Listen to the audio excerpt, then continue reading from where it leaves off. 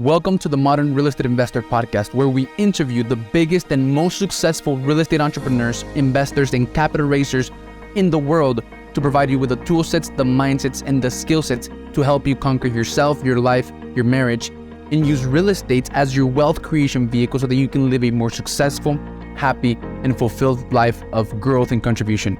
If what you're after is having it all, if what you desire is becoming the best version you can be across all areas, mentally, physically, emotionally, spiritually, sentimentally, and financially, you've come to the right place. We will bring to you the best of the best real estate entrepreneurs who will give you the insights, knowledge, experience, and skills so that you can go out and crush it financially and across all areas of your life. Grab pencil and paper, sit back, enjoy, and you are welcome to the Modern Real Estate Investor Podcast. Hello, Modern Kings and Queens. Welcome to another episode of the Modern Real Estate Investor Podcast, where we interview the best real estate investors, capital raisers, and real estate entrepreneurs out there to provide you with the tool sets, the mindsets, and the skill sets for you to conquer yourself, your life, your marriage, and use real estate as your wealth creation vehicle so that you can achieve financial freedom. And today I have an amazing guest with me today that I'm super excited to get to talk to, learn from, and connect with.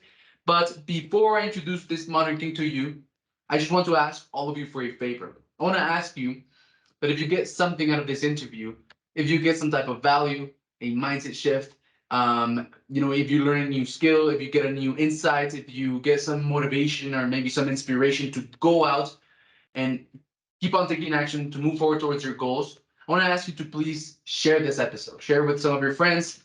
Share it with someone who you think this might impact, with someone that you think is interested in real estate. Share it and help us spread our message and help other people. And to all of you who share, I say thank you. We appreciate you very much. And today, I have Renato. Renato is an investor and founder of Geromel Capital and Geromel Construction. With experience in investments as well as construction, he has an investment portfolio of over 2,600 units and is a general partner of 672 units. And as a previous architectural engineer for 7 years, Renato has worked on projects that range from hospitals to multifamily developments and more, right? And Renato is super passionate about construction and real estate investments that bring financial freedom to his investors, employees, colleagues, and everyone who invests in them. And he lives in Orlando, Florida, and enjoys traveling, skiing, and scuba diving throughout the world with his wife. So, Renato, I'm super excited to get to talk to you, man. Thank you very much for your time and for being here, and you're welcome to the show. Awesome. Yeah, appreciate you inviting me. It's such a pleasure to be here with you. So, Renato, the first thing that I do with my guests, man, is I ask them to walk us through their real estate investing journey in 75 seconds or less. Awesome. Yeah. Always been super interested in money. Money has been a big, influential thing for me, many kids and everything. So whenever we talk about money, the first thing we think about is like, how can I achieve, financial freedom? How can I create capital? And for me I needed to learn about investing. I really enjoy construction through, growing up and everything. So real estate was always in the mindset. I wanted to be involved into different construction projects, and that brought me to my career in my engineering field, which I no longer do, but that's kind of was my first step into investing in real estate, right? I did a lot of engineering projects with developers, and that's how I really started into multifamily. I did multifamily design and multifamily project management for some, from fairly large multifamily developers as well as the hospital developers. But I really enjoyed the multifamily side, and just talking to the developer, I always was like, hey, how can I get my foot in the door, learn a little bit more? And I ended up investing with a syndicator developer. That was my first thing that I did in investing, and just got all the knowledge that I could from that. And huge passion just came from that. And step by step, I started, working with him, learning a little bit more. And from there, I started, doing my own deals. Cool. So, man, I actually just jumped off another podcast with this gentleman that has 28 years, right, as a real estate developer, ton of experience, hundreds of millions of dollars in developed and managed and stuff. And he actually gave me some advice. He said that the best thing that you can do if you want to get started in like real estate development or real estate investing right, syndicating or whatever, is getting a job, right? Just like you did, right, as an engineer working with multifamily developers, right? So you like that's the best thing that you could do according to him, and that's what you did, man, which is exciting, and I'm super excited to get to talk to you about that. But before I do jump into that, you mentioned your like interest in money, right? So at what age did that start, man? Like at what age did this like I don't know how to describe. How do you describe it? Like maybe like a little discomfort, like a maybe like a little, I don't know, maybe curiosity, right? To know about, to learn about money, to learn how to make it, to learn how to keep it, to learn how to multiply it. At what age did that interest in money start? Yeah, that's a very interesting question. It can be very involved, right? I grew up in Brazil, so I was in Brazil until I was about 15 years old. That was the first time I came to US as a you know to be able to come to live here. But before that, I So lived in English is Brazil. not your first language? No, it's not. Yeah, I didn't know actually like a word in English until I moved here. 15 years old was the Bro, first. I didn't know a word in, I couldn't even speak more than a sentence in English like 3 years ago, man. It's crazy. That's awesome. Yeah. Yeah, so I mean, growing up in Brazil, I always saw a lot of poverty through all my childhood. I mean, you live within. There's a really big gap between the rich and the poor. I was fortunate enough to have a family that could provide to me. We were not rich by any means, but we were like middle class. Uh, but I had friends, some friends of friends that had a little bit more money, and sometimes I used to go like to the beach, go on a beach walk or something like that, and I always saw people with like jet skis. That was my trigger really. I think jet ski was like my biggest trigger because I was like I want to be able to have that someday, and I was maybe like 8 or 9 years old, and I remember my dad saying like, yeah, maybe if you work really hard, you invest a lot, and someday you're gonna be able to have that. But it's not only that, you're gonna have to be able to create time because if you keep if you work for that alone, you probably don't have time to enjoy it. And that really stuck to my head. So whenever I would go to the beach, I used to like walk really far down to the side of the beach. I remember in the mornings they would launch jet skis at this beach that close to the place I grew up, and I would go there just to watch the jet skis being launched. And that's really one of the I started to get that passion for money, and not only money, it's more about freedom, right? Because money just brings freedom. It's just a vehicle, and so that's really where it started, I think. Cool. And and then you mentioned also real estate, right? So you got interested in about real estate. Um, when? Like who introduced you to real estate? Yeah, so my family has a construction company in Brazil. Not my parents, but my cousins, and I grew up like around them and just on job sites, construction sites. So I saw those things being built, and that created a huge passion for creating things, like the act of actually build something from scratch, right? I saw a Yeah. lot of buildings like raw dirt, farmland just being built to huge condominiums, and that really that's what attracted me, the Mm, potential of creating cool. something new. And then do you think that what led you to go into the like engineering field was because I don't know, maybe someone told you that that was a job or a career that paid a lot of money? Not really about the engineering. So I always had the mindset of becoming like an entrepreneur or something related to just being able to build on my own. And I knew that for me to do that, a good path would be for me to get a license. And engineering was a path for me to get a license. So I Okay. saw it as like Got it. as a path. Yeah, That's awesome. So then you work as an engineer for 7 years, right? 7 years. Yeah, So tell me about that experience, man. yeah. So on that, I try to learn as much as possible. I started, in the With the same. goal in mind, like with the goal of that you were going to become your like a real estate investor later, or did that came So after? I never knew I was going to be a real estate investor. I knew I wanted to build, right? So I knew I was going to be a developer or I was going to be like a builder. I never really, you know, link the investor to that. That's something that came later. So I started, on the engineering field by like, hey, how much can I learn in terms of getting plans and getting possibilities? I wanted to be able to build the cheapest and the best product, so I could provide the best for like whatever I was building to, and provide the best environment for whoever was going to be living in the properties I was going to be building. So I was trying to always like reach those two things. And the sure. whole like investment came later when talking to developers. Like, it's much better for you to get the investment connected than really get than not being a connected field. You wanna be able to provide everything under one umbrella. There's more value to that. So you have like 7 years of experience in learning and education under your belt, and then you went into a syndication deal, I believe you mentioned.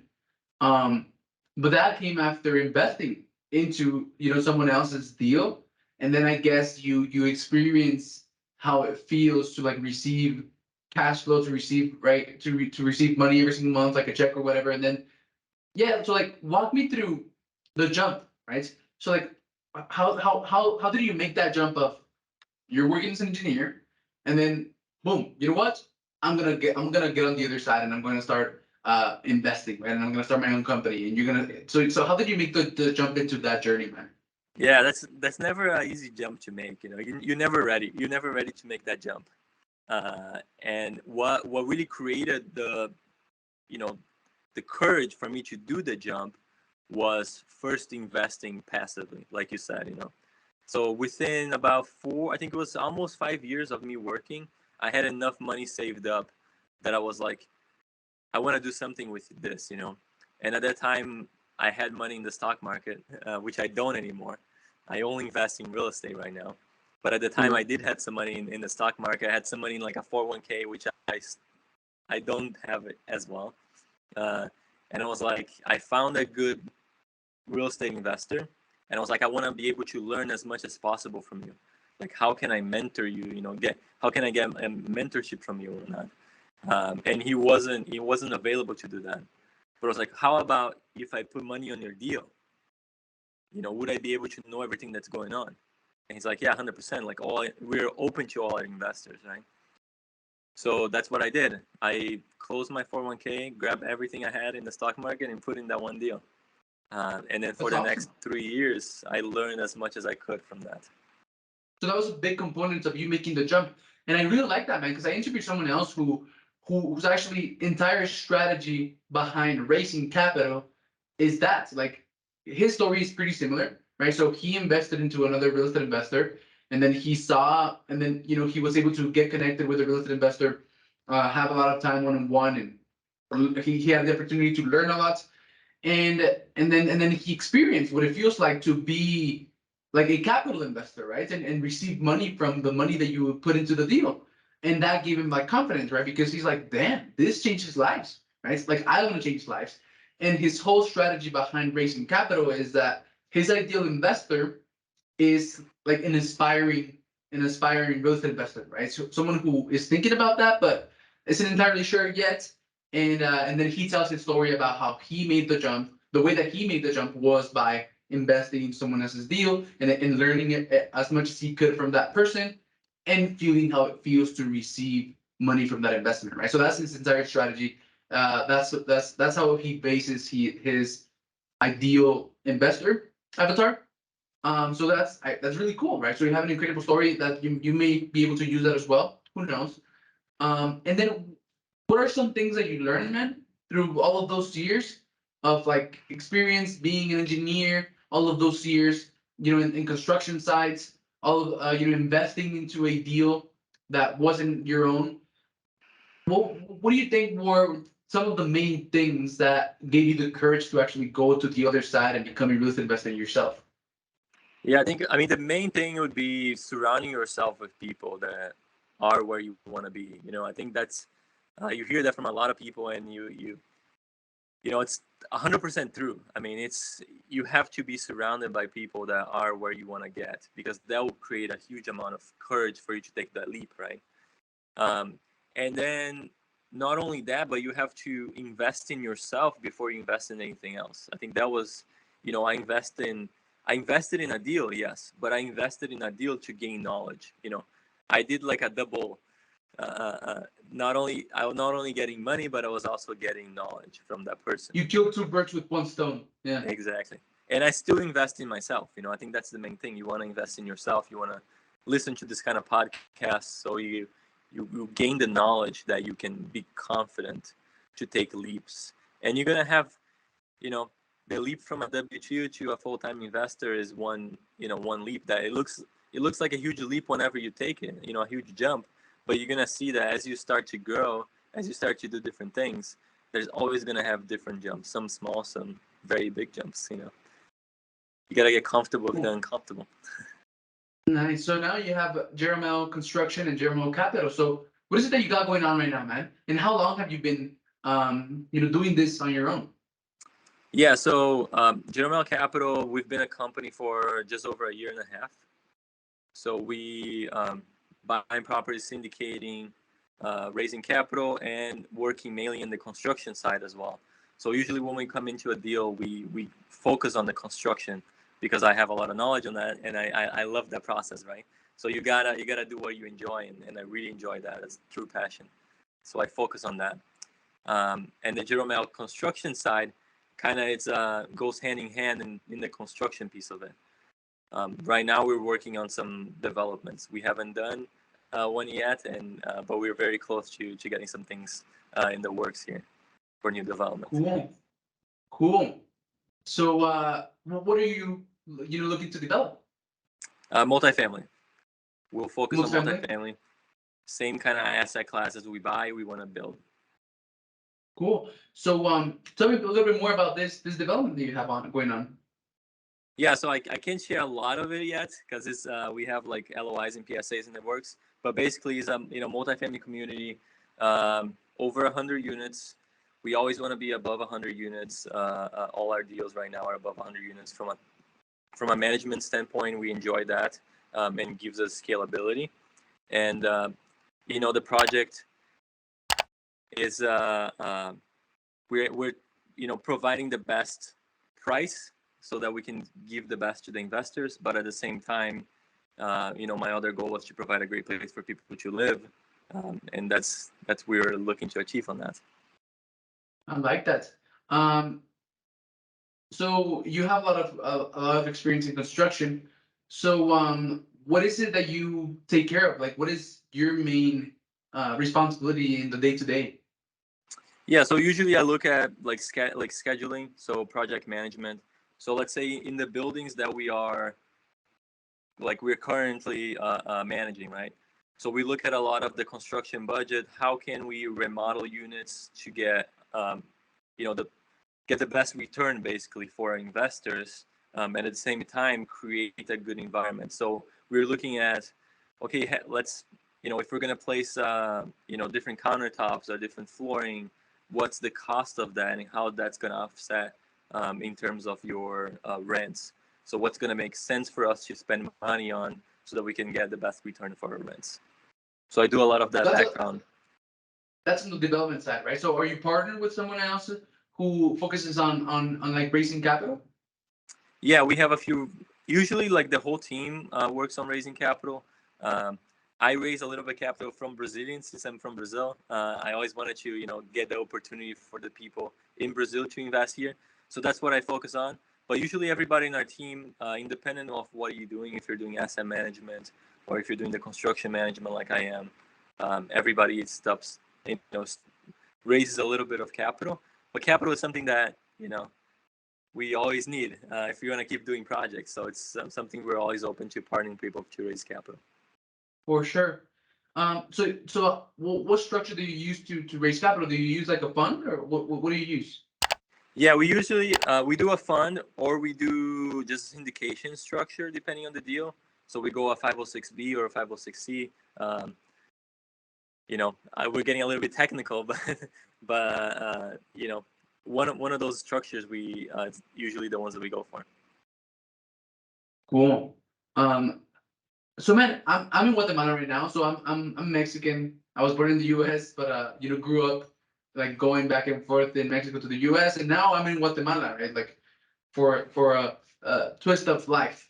Awesome. Um, and I want to start a fund as well, but I didn't know, I didn't know you could do that. So you could give people in another country the opportunity to invest in your deals in another country. So you can do that.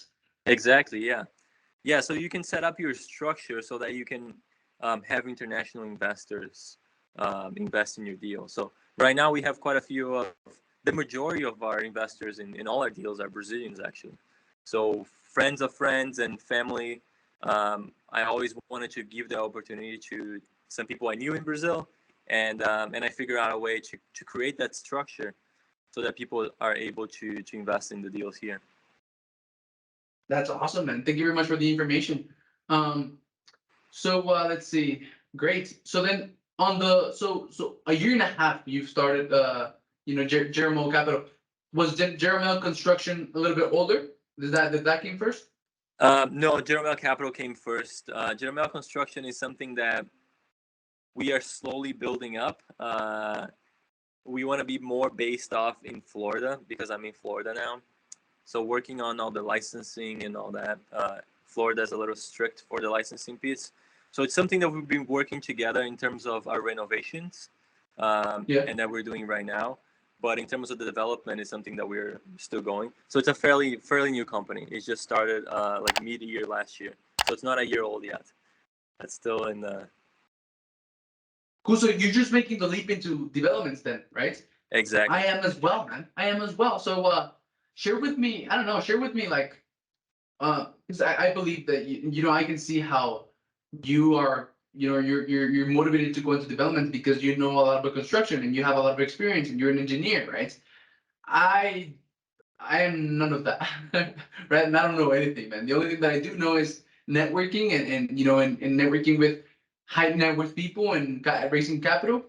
Um, but I don't know anything about development. So tell me, yeah, just walk me through.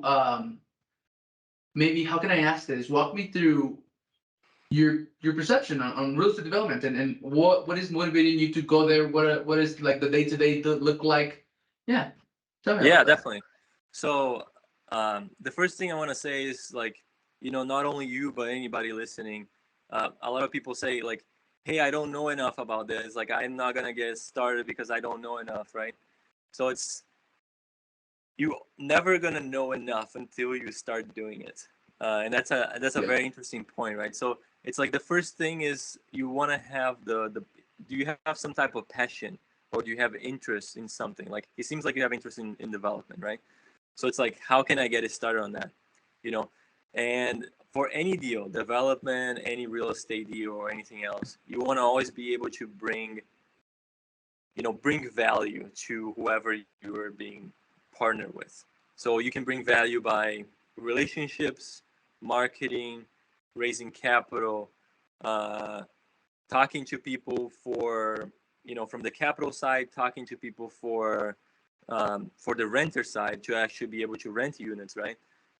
Asset management, construction management, project management. So that those are all different like umbrellas, and it's all about like what is missing in the team and what can be, implemented or. So there's always a room for people to be added to the team. I think in any team, it's just about how much value can you bring and how can you see something different than the rest of the people. And I'm always open for that because I think different eyes can always see different things. So I'm always open to that. Yeah, and Yeah. in real estate, it's a team sport, right? It's not so much about knowing everything or doing everything, but about having the people in place that know or can do the stuff. Um, so how does your team look like, man? What kind of team have you built around you? Yeah, so my direct team, like people that actually work with me on like a daily basis, like I basically have a person that takes care of all like my meetings and like just a personal assistant, right? Because you want to be able to free up your time as much as possible. Um, and then I have people that underwrite deals on a daily basis. So we are underwriting deals like daily, like multiple deals daily, because it takes a lot of time for you to go through deals, for you to be able to find a good deal. And then those are the two people that really work with me on a daily basis. Other than that, we have mostly partnerships. So people that we bring us deals, or people in the construction. We do subcontractors, or we have a few contractors that work with us, and then everybody else is partnerships. So we have somebody that raises capital, and that's always depending on the deal. Some people are great at raising capital for Florida. Some people are great at raising capital for Texas and any other state, or deals up to 50 units and deals above 100 units. So it's always something that we manage depending on the team. But that's I would say the team is really asset management, construction management, capital raising, and then deal finders and underwriters. And I have that in house, like the underwritings, because that's what takes the most time and the most effort to find a good deal. So even though people already bring me deals that are underwritten, I want to be able to do that in house just to make sense that it fits my buy box. Cool. And then the rest, and then a lot of it, not the rest, a lot of it is partnerships. So how do you go about this partnership, man? And then the other question would be, it sounds like it's a lot. It has to do a lot about relationships, right? And connecting with people that can complement the skills that you already have. So let's go with the first question, right? So how do you go about these partnerships? Do you go just like a soft commitment, or do you actually get everything on paper? What's been your experience? Yeah, usually the most important thing is mindset. Do we connect? Even above value and above whatever you can provide is hey, do we connect in a level that if something happened, are we going to be able to withstand any waves or whatnot? Do we have the same mindset on things? Cool. Mindset of growth and mindset of achieving things even in hard times, things like that. I think that's the most important. You want to have people in the same wavelengths. Yeah, that's I the call first that thing. cultural alignment, right? Alignment Exactly. of vision, values, and beliefs, right? That's exactly it. I think that's the most important of everything. Yeah. And then people that are bringing value to you in one way or another, and they, even if they don't know something, they're open to learning. Cool. And how do you go about making these relationships? How have you been able to make the ones that you are working with right now and that you have? So usually it's something that's, you have to create trust. If they trust me, I'll trust them. Usually we don't do anything in paper in the beginning. We try to, hey, bring me a deal, let's talk, and we have to create some relationships of trust. And then once we get into a deal, once we actually are ready to sign a contract or something, then yes, then we'll go to something on paper. But I want to be able to have somebody that's it's trustworthy, that I can trust them, but I know that I can trust them because they trust me. They can trust me by bringing a deal and not being worried that I'm gonna do something in the deal without them. I think that's very important, creating that trust relationship. Trust. I like that, man. Creating trust and adding value. I like that. So when you have a book, right? Yeah, we created a book fairly recently, which goes very along with your podcast, which is awesome. It's the 7 steps for financial freedom through real estate. Cool. And what does that book talk about? Well, you just told me what it talks about, right? But give me a brief overview of the 7 steps maybe, and then tell me, who is that book for? Yeah, so we created a book that's, a lot of people see money as a thing that's almost unachievable, right? And a lot of people don't talk about money. I think in school you don't learn about money, you don't learn about how to do taxes, you don't learn, it almost seems like you shouldn't be talking about money. If I ask somebody, oh, how much do you make, it's it's not a question that you usually ask people, right? So the goal was to create a step-by-step guide into something very simple. It's just an ebook, not very long, that people can sit down and just read the whole thing in one sitting. and be able to be like, hey, I have like kind of like a guide, like my 7 next things I have to do from where I am today. Like if I'm in a W-2, that I can start like investing in real estate and provide passive cash flow, so that I create confidence and I can, do whatever I want. You may love your W-2, and that's fine. I mean, a lot of people are great. They love their job, and that's completely fine. But I think they should think about, longest on the future. And you can create freedom by investing. Like that's the only way you're gonna be able to create freedom. If something happens to you, if whatever, if you can't work or whatever, you want to be able to have capital, having money coming into you without you needing to work in a daily basis. And that's really what I try to provide. A way for people to be able to do that. It's not gonna be easy or it's not gonna be fast, but it's gonna be a for sure thing if you follow that. Yeah. Okay. Awesome. So then it's for people who still have a job, right? Who may be looking for a way to create passive income, right? It's an idea that they have in their mind. And I can see as well how it could work for aspiring real estate investors who have not made the jump, who have not made the leap, and uh, something that could help them make the leap is that, right? Investing into real estate and getting them to feel how it feels to make that passive money and getting them to experience how it actually changes lives, and then that can probably motivate them to take the leap and become a full-time real estate investor for themselves. So and if anyone is interested in that, in getting that ebook of yours, man, where would be the best place for them to find it? Yeah, so the best place to go is Geromel Capital. So the name of my company, Geromel, Geromel capital.com/book. So geromelcapital.com/book. Awesome. Yeah. And let's see. So you have a YouTube channel, right? Pretty. Yeah, we just barely started that. So I hope to be adding some of these, podcasts that we do with some different people. We can add some links in there. But it's something that we started fairly recent. And that has been really from some of my investors in Brazil, especially, wanting some more knowledge about, investment. So that was like, okay, I have to create something and build something from that. Right now, we focus mainly on like our Instagram platforms. I think that's where we have the most amount of content. But because people have been asking about like longer version videos, it's definitely something that's in our mind, and we're gonna start creating more of that. Yeah, cool, man. That's awesome. So we have a couple of minutes, and I end every podcast with a couple of questions, man. So let me go ahead and take my phone out so that I can ask you. Okay, Awesome. so the first question, Renato, is what is a false belief, man, that you had or that you see a lot of beginner real estate investors have that holds them back, and it's totally false? That you need to know everything to get started. You don't. Uh, So what do you need? you need courage and mindset.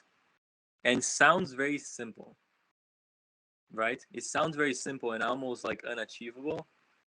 And it's like, why? Like, I have the right mindset. I have courage, but you don't realize that you have to constantly fulfill that. You know, that's something that you have to every single day. You have to write it down.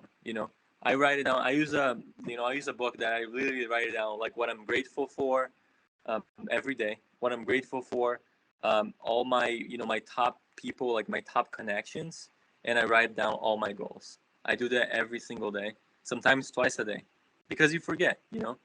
I think we always get caught up in the day-to-day thing, and sometimes I've done a bunch of different deals, a bunch of different things, but sometimes I'm not, I don't have enough courage to take the next leap, the next step, and that can happen every single day. And sometimes I feel like, okay, I have never done this development thing. Should I really be able to do that? But it's like, yeah, I have never done that by myself, but on my own company. But I've done deals like billions of dollars in deals, development deals for another person, for another developer, right? So you have the knowledge, you just forget about it. You're just not writing it down and keeping it on your mind on a daily basis. So writing Cool, those man. things down is very important. Great insight. Thanks. Um, so you just mentioned connections. You're grateful about some connections that you have.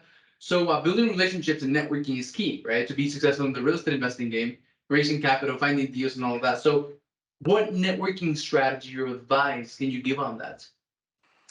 So I run a different advice than most people, I'd say, and I believe that is because I'm naturally a very secured, like I'm very shy kind of person, very like Yeah. secluded kind of person.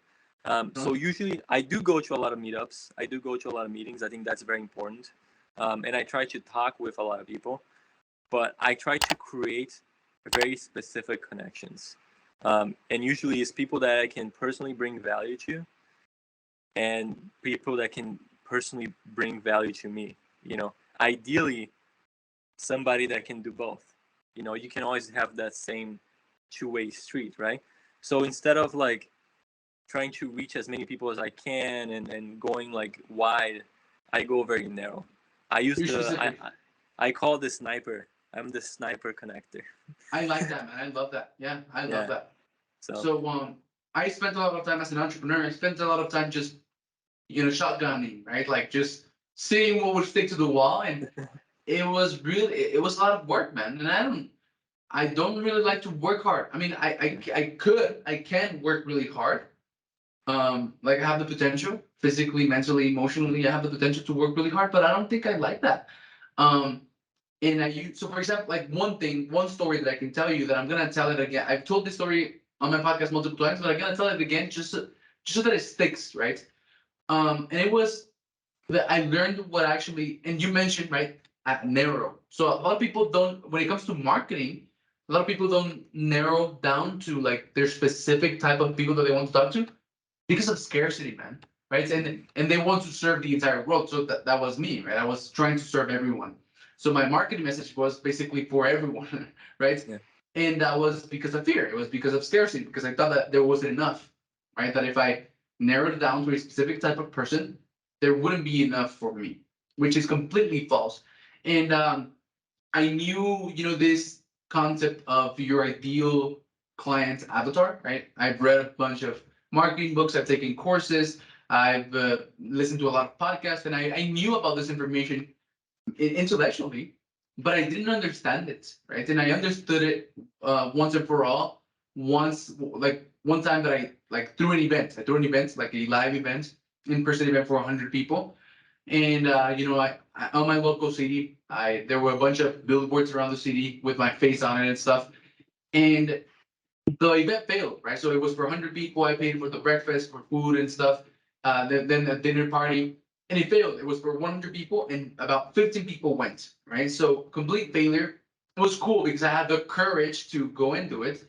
But it failed 2 times, right? I threw the event 2 times, and I finally got it. And the reason that I got it, man, was because people were coming up to me and they were like, "Oh, you're the guy on the billboards. I've seen you around." And I was like, "Yeah, yeah." And then they were like, "Oh, it looked really cool, but I didn't scan the code. Like I didn't take action, right?" And that keep repeating.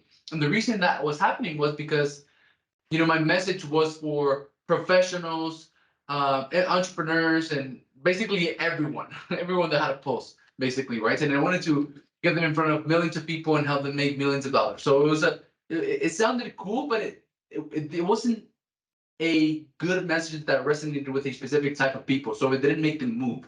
And people were looking at the message, people were seeing the billboards, but it wasn't um like good enough to make them move, right? And that's when I finally understood the importance of having your ideal client avatar, right? And knowing who yeah, you so are important. talking to, so that you can have a message that resonates with them and makes them move and makes them not only look at your billboard, but be like, "Oh, I gotta take my phone out, and it's important for me to take my camera and actually, scan it, right? Because it's important for them."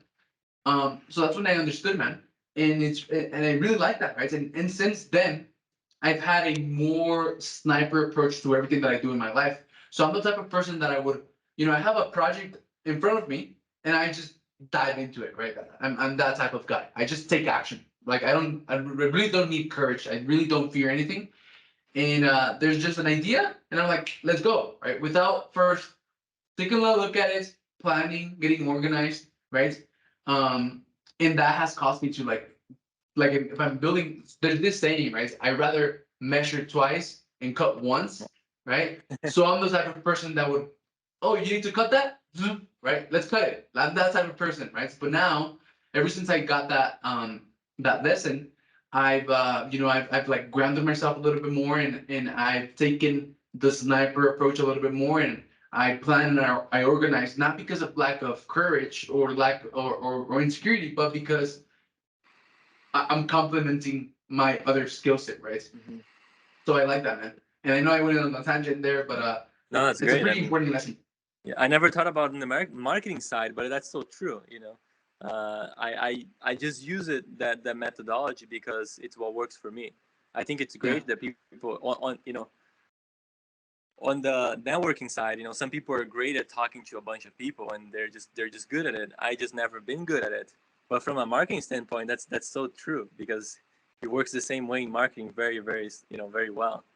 Yeah, You're and so focused with the for avatar. business, for business owners understand you gotta have your ideal client avatar. But then investors, real estate investors, like you gotta have an ideal investor avatar, right? Because and then they're spreading this message of they're wanting to help people achieve financial freedom. But yeah, but everyone else is doing that, right? So it's the same thing, man. It applies the same. And look, I'm gonna give you one more analogy. So to make you not that you need it, but to make you or anyone out there who may need it understand, right? So I learned that instead of being a tugboat, so just take a look at just think about how hard this is, man. Going to another boat, right? Like hooking it up, and then having to drag it down to your place, and then making sure that it stays there, and then going and searching for another one. Imagine how hard that is. So instead of being a tugboat, you gotta be a lighthouse, right? Just be the light for anyone who can resonate at that wavelength, and then let them come to you. So that's basically what I learned, and that's it, man. So yeah, so thanks for Awesome. allowing me to share that, man. The next question is I'm really passionate about that sniper thing because I've been applying it in my life for the past couple of months, and it's been great. So Awesome. the next question is, what is a successful strategy, man, to raise capital that you've heard of or implement? Yeah, so creating relationships. I think it goes, very similar to that sniper, approach.